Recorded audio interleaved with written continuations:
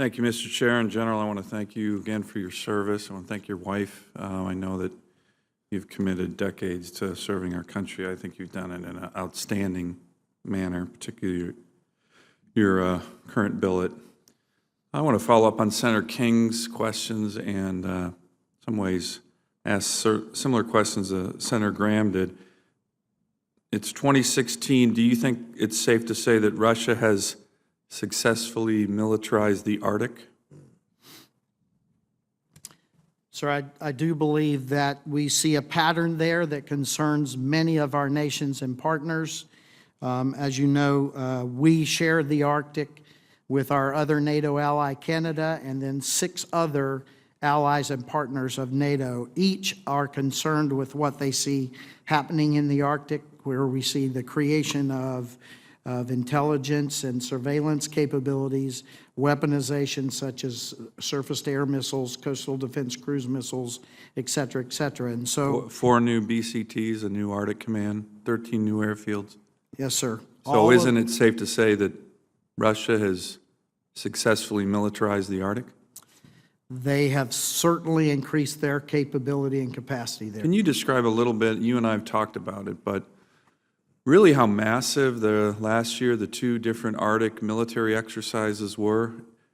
I mean, these were huge, and maybe you can't talk about it in this setting, but I'll ask the question anyways, whether or not we were even aware that they were going to happen or happening. When you move tens of thousands of troops and hundreds of aircraft and dozens of ships, normally that's something the United States military has a inkling about, and it seems in this case they did it and we were pretty unaware. Can you talk about that a little bit? I would like to have my staff work with yours on some more classified answers to fully flesh this out, but what I would say is I agree with you that we have seen some very demonstrative exercises, and in certain ways they did absolutely surprise us. One of the things that surprised us is how one of those exercises then morphed into a larger exercise in the Western Military District, so that we saw a very large, what I would call strategically focused exercise. Not that an exercise in the Arctic alone is not strategic, but we saw it morph into a bigger exercise. And when Vladimir Putin does those kind of things, as you mentioned before, that's not normally, there's usually something to that, correct? Sir, as I said before, I think he's taken a very strategic approach to everything he does. Let me ask another question. You know, Secretary Carter, General Dunford, they've all mentioned, we've talked about the Arctic in front of this committee, how we're late to the game. You know, if you look at the DOD's Arctic strategy, it's pretty much a joke. It is 13 pages, 6 of which are pictures, mentions climate change 5 times, and mentions Russia solely in a footnote. So I think we provided proper oversight here and in a bipartisan way moved forward on requiring the Secretary of Defense to put forward a no-kidding, real strategy and an operations plan for the Arctic. We got a commitment from Secretary Carter and General Dunford to make sure that is a very robust O-plan for the Arctic. Can I get your commitment that we would have the EUCOM's participation in that as well? I think it's going to be important. Absolutely, Senator, and as importantly, NATO is beginning to take a look at this as well. Great. Let me ask more specific questions. You know, as Russia's building up, and you've been in Alaska recently, you're aware that our Department of Defense is looking at building down in the Arctic, getting rid of the only airborne brigade combat team in the Arctic, the Asia Pacific, the only mountain-trained Arctic BCT in the entire U.S. military. That's the 425.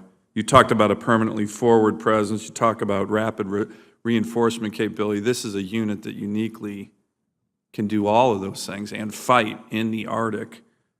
To his credit, General Milley has taken a look at this, and he made some comments last week that he thinks that maybe given the situation with regard to Russia, with regard to Korea, that the Army should reverse this decision, what I think is a strategically short-sighted decision.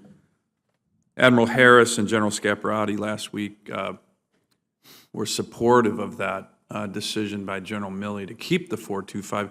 Do you think, do you support that decision by General Milley? And what do you think that that does to show Vladimir Putin resolve that, hey, wait a minute, things have changed.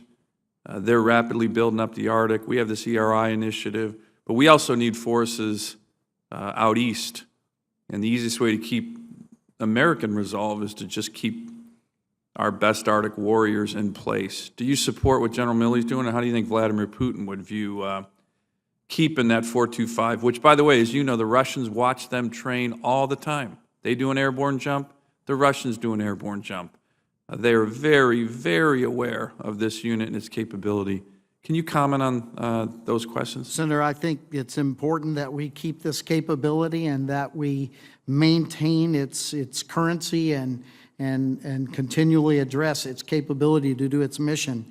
I think Mr. Putin understands physics, and the physics are that those forces in the north across the pole are as close, if not closer, than many other forces we have in our inventory. And so the speed and response of that set of forces and capabilities are very important, and I think Mr. Putin understands it. And so do you support with General Milley? We need to keep this capability, sir. Thank you. Thank you, Mr. Chairman.